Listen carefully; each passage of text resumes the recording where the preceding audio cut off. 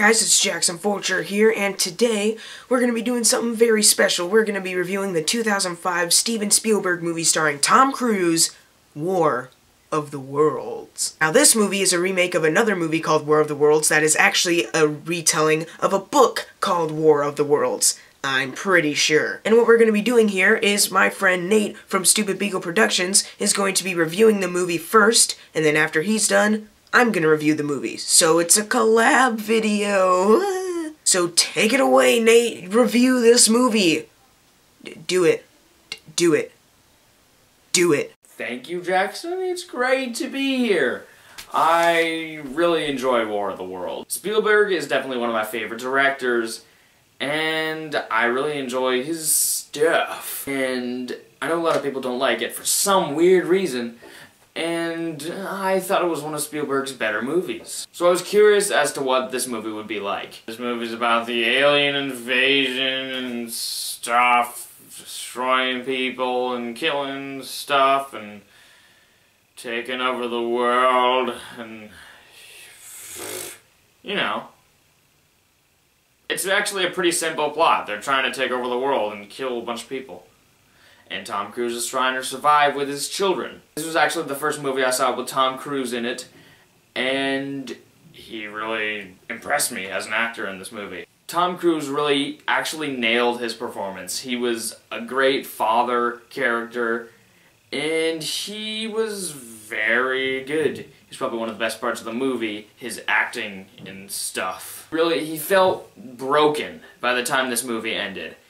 Just all the stuff he had to go through to save his daughter was just crazy, and by the end of this movie he was just done. He was just emotionally messed up now.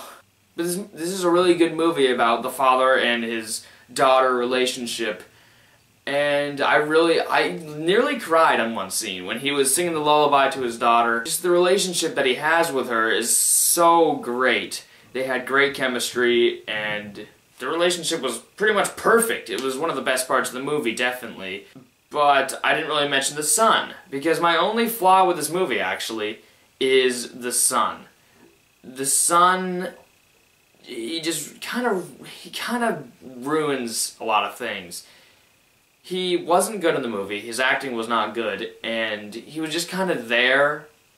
Not really any purpose for him other than to mess up the story a little bit. His motivation to go to the army to help defeat the aliens, I don't think he had much of a good motivation. He had no reason to leave. He was just like, oh, I want to help.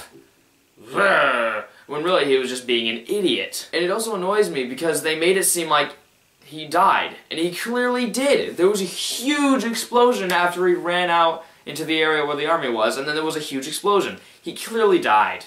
And then they just show him at the end, just like, how did he walk all the way to his mother's house? That makes no sense. But yeah, the tripods that the aliens ride in, though, that's really cool.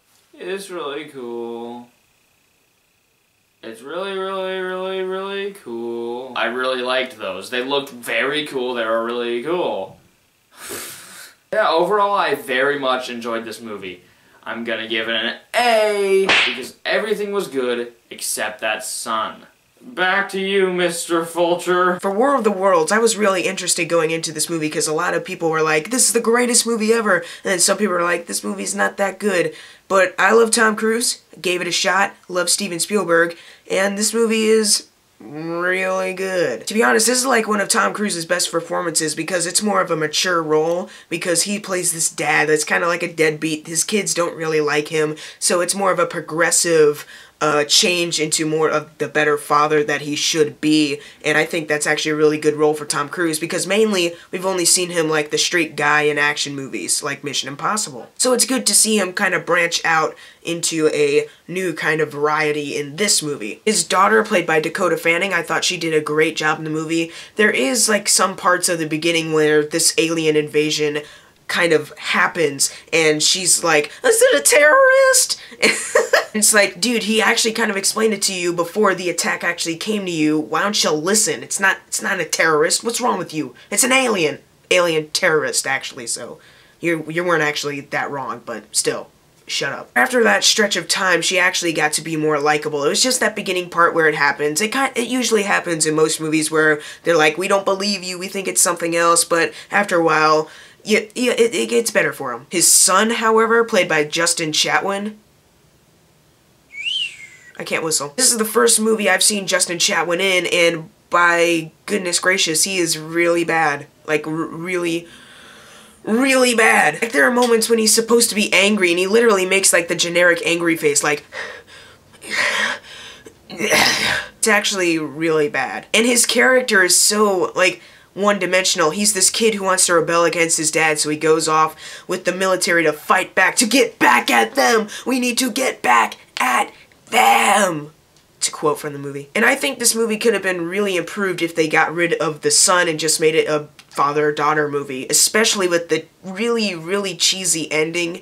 That getting rid of the son would have helped a lot with that ending. CGI for these tripods and the actual aliens themselves are really impressive. Steven Spielberg is one of our greatest directors, in my opinion, and like a lot of other people's opinions also. He also knows how to use CGI and special effects. He knows how to film action, and he's spectacular. And those tripods, man, are really scary. You might be thinking, oh, big whoop, it's just one giant robot thing controlled by aliens.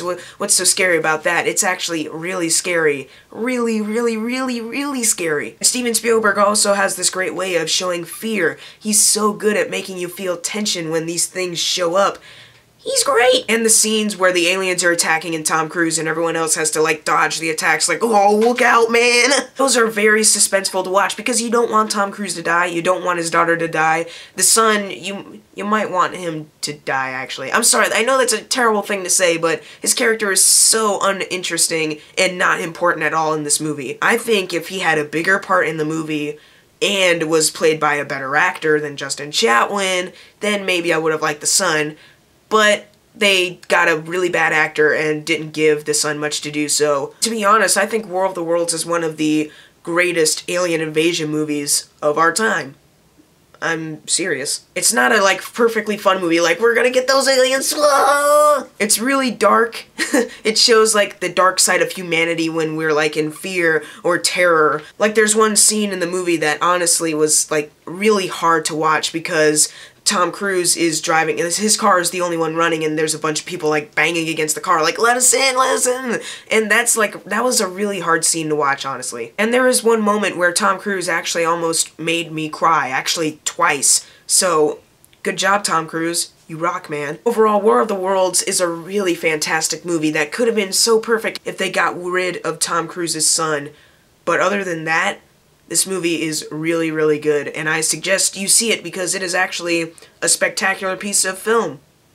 I'm serious. I'm gonna give War of the Worlds an A-. I think if you haven't seen it yet, because it came out in 2005, 10 years ago, then you should see it eventually. Unless you're too busy prepping for Age of Ultron, then okay, that's fine. So before I go, I would like to say thank you, Nate, for also reviewing this movie, for helping with this collab video. It's just working like this, brah. Make sure to subscribe to the Stupid Beagle Productions channel. He makes Let's Play videos, he makes reviews of movies and video games, and he's really good. So subscribe, please. Thank you guys for watching. Make sure to subscribe. I'm Jackson Fulcher. See you guys next time.